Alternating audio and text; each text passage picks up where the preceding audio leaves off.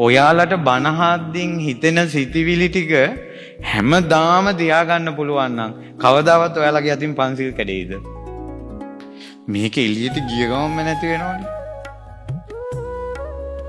මේ බනහද්දින් හිතට හිතෙන හැඟීමත් එක්ක ඒක හැමදාම තියෙනවා නම් ඔක්කොම බ්‍රහ්මචාරීත්ව වෙලා ඉඳී. සමහරට බනහද්දින් හිතෙන ඔක්කොම දමලා ගහලා මාන වෙන්න ඕන කියලා. එහෙම තියෙනවා නම් මේ වෙහෙර විහාර හාමුදුරුවන්ගෙන් පිරෙයි. නමුත් එළියට යනකොට නැති වෙනවා.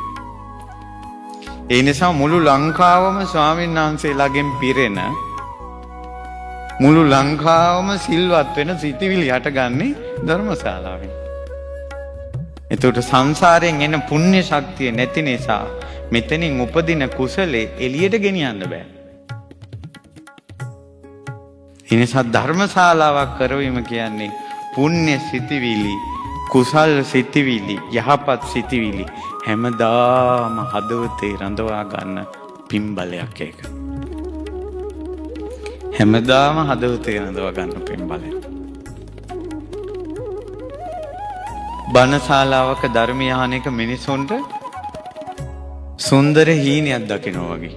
ගෙවල් වල ප්‍රශ්න ගොඩේ පිච්චි ඇවිලි ඉඳලා බණ අහනකොට විතරයි හිත ඩිංගිත් හසනසෙන්නේ. මෙතනින් නැගිට ගමක් බාට දෙක නැති වෙන තැනේ ඉඳලාම ඔළුව අවුල් වෙලාම තමයි යන්නේ. අර ඉඳගෙන ඉන්න ඩිංගට විතරයි ඩිංගාක් සැනසීම තියෙන්නේ. ඇත්තටම ධර්මශාලාව කියන්නේ මිනිසුන්ට සැනසීම දෙන තැනක්. ඒව අරන් යන්න බැරි එක අපේ ප්‍රශ්නය. ධර්මශාලාව කියන්නේ අපිට අසහනය දෙන තැනක්ද සැනසීම දෙන තැනක්ද? දුවේ පුතේ සැනසීම දෙන තැනක් හැදුවොත් සැනසීම Tamanට ලැබෙනවා. සැනසීම Tamanට ලැබෙනවා. මේ ධර්මශාලාවේ කටයුතු වලට සම්බන්ධ වෙච්ච අය ඒ පුණ්‍යානුමෝදනාවෙන් සතුටු වෙන්න විසක් පොය වෙනකොට මේ විහිරේ කටයුතු අවසන් කරගන්න වෙනවා.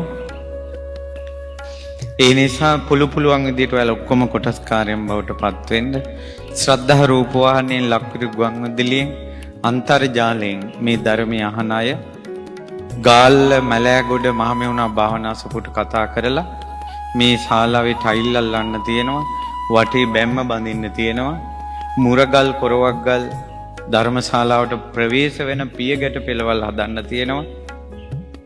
ඊළඟට පුන්කලස් හිටවල මේ ධම්සභා මණ්ඩපය අලංකාර කරගන්න තියෙනවා. අපිට තව පොයවල් 2යි ඉතුරු වෙලා තියෙන්නේ. පින් කැමති අය මේ උතුම් පින රැස් කරගන්න.